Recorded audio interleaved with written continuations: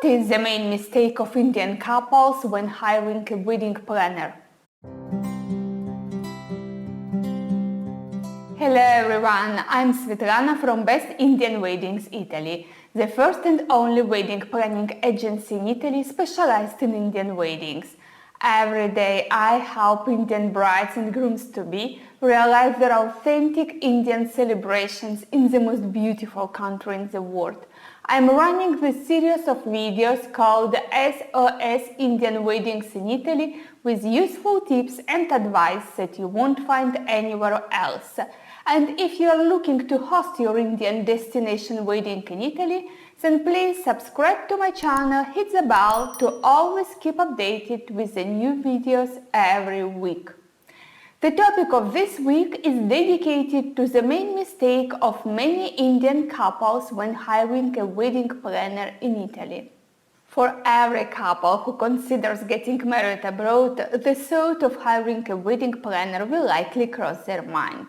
Even the most keen on do-it-yourself person will potentially check some planners before deciding if hiring one or proceed with organizing their destination wedding on their own. And it's especially for Indian couples that the matter of a planner is pivotal because of the many things they have to sort out abroad, of many events that need to follow a strict timing schedule, of many aspects to take into consideration to make sure the celebrations unfold smoothly. And it's especially for Indian couples that the choice of a wedding planner is crucial because of the complexity of their events. Today, I want to speak about the main mistakes that you can potentially make when choosing your wedding planner in Italy for your Indian destination wedding. Don't misunderstand me, I'm not doing this video to tell you that you absolutely have to hire my company and myself. We could be not the right company for you, or you could be not the right couple for us. I want instead to delve deeper in detail about what you have to pay your attention to make sure you choose the right planner for you, and especially that you are aware about what you can expect from your planner and what not. When entrusting the most important event of their life to a planner, a couple understandably expects the full and complete dedication of that person or that agency to their precious event. They are convinced that the planner will do anything they need, will always be available day and night, even on WhatsApp, to answer any of their questions immediately, and will update them every day about the status of their planning. But is it really like that? Probably it could sound weird for someone, but your planner doesn't manage only you. They also have other couples to handle and to dedicate time to. And that time is split among all the couples that planner manages. The problem arises when the number of couples is large. As you can understand, time isn't elastic.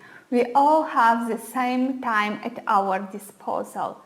And the more couples a planner manages, among more couples that same time must be split, and less time is dedicated to each couple of that planner. So basically, if the whole time is 100% and the planner manages 10 couples, the time that each couple gets is 10% of the total time of that planner. If instead the planner handles 50 couples, the time each couple gets is just 2%. Only 2%. Consider that managing 50 couples is quite common for Italian planners. Some arrive to manage even 100 couples per season.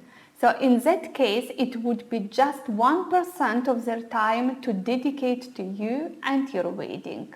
It's simple math, it's it. So you'll get just 1% of their time and dedication. Wouldn't you feel scammed? I know many couples don't know about such a situation and often fall in the trap of this assembly line kind of wedding planning agencies because this aspect won't likely be discussed during the first appointment. So my advice to you is to always ask about the number of couples that planner manages. Considering that most of the weddings are held over the weekend, there are planners who handle even 2 events per day when it comes to Saturdays. So please make sure you pay your attention to this aspect. And it doesn't finish here. If you attentively read the contracts or package conditions, you will find out that you have only a certain amount of phone calls included in the planning fee, and maybe only during working hours, while all the planning process goes through the emails. And this is another aspect which often gets unverified before hiring a wedding planner. If you think that you will WhatsApp your wedding planner at 10 p.m. with some ideas that have just came to your mind, or maybe set calls for Sunday afternoons because it's the only availability that you have, you can likely forget that. Of course, also your wedding planner is a human who has a family and their own private life to dedicate time to. And the secret is to manage both situations without damaging any. And not everyone is able or willing to do that. Sometimes emailing could be enough, but it should be you to decide if that is enough and not someone else on your behalf. So please verify this other aspect as well. Okay, this is the planning time and it can be challenging at times, but when it comes to the wedding celebrations, then I can finally relax and enjoy my wedding, you could think. Maybe if you have attentively read the contract conditions about the on-site coordinating. Of course, the on-site coordinating is always included with the full planning service.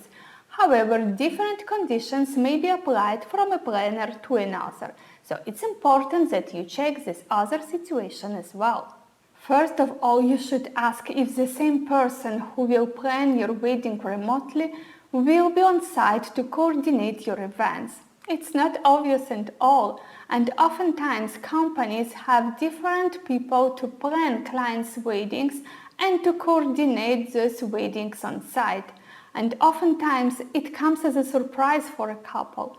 Having a different person at your wedding whom you have never seen or dealt with before will only add you stress and worry, and I warmly suggest avoiding such situations. Many large companies have co-workers living in different parts of Italy whom they pass the planning schedule before the event starts. This way they decrease the expenses of traveling and the lodging of the planner from their headquarters to the wedding site. Unfortunately, no one asks if a couple is happy with such a situation. Of course, in many cases, the wedding is anyway successful. They are all professional coordinators. But would you feel relaxed if that happens at your wedding? Another important aspect to pay your attention to is the number of planners or coordinators on site during your celebrations. Your planner could be the most organized and practical person, could have prepared all the schedules perfectly so that everything looks like perfectly organized, but managing 150 to 200 people for 2 or 3 days of events alone is not realistic, believe me. And even for an intimate wedding of 40 to 50 people, there should be at least 2 people on site, because there could be always some unexpected situations. And if your wedding is larger, then planners must be more. For example, I always calculate 1 planner every 50 people plus myself, because I know how many different situations we have to manage. I'm never alone, believe me. And lastly, I want to pause on the hours included in the presence of the planner on site during your celebrations. The main mistake of many Indian couples when hiring a wedding planner is thinking that your planner will be on site with the whole team before the first event starts and until the end of the very last event, that they will be always available to look after your guests, to sort out any small thing you may need during your late night party, etc. However, many planners include just a limited number of hours in their fee, usually calculated on the rough duration of a standard European wedding. But you're planning an Indian wedding, which is structured differently and lasts way longer. And especially there are so many different aspects to check, to coordinate, to keep under constant control, that you can't risk that your planner isn't on site for the whole duration of your events. Have you ever thought about what happens if your planner leaves at midnight, telling you that the caterer is anyway on site, and maybe even switch off the phone? And maybe at midnight everything is fine, the party is going on, everyone is happy. But what if at 2 a.m. the bar is running out of drinks, or someone is feeling unwell because they had too many drinks and need some help, or some guests need a taxi and there is no one who can call one for them? Who will manage such situations? I wish you don't find yourself with similar issues, so please make sure your planner is on site until the last guest has left. Of course, with some planners it might mean additional fees, because the extra hours have their costs and you must be aware of that. So please make sure you have asked and got answers to all these aspects, that you are informed about what you can expect from a potential planner and what not, what is included in the fee and what not, and all the potential extras you may incur into. You are entrusting your dream to someone, and you must absolutely be sure that he or she is the right one for you. That's all for today. Thank you for watching this video that I hope can truly help you with planning your amazing Indian wedding in Italy. If you haven't done it yet, subscribe to my channel, follow Best Indian Weddings Italy on Facebook and Instagram, comment in the post, and I will be happy to answer. See you next week!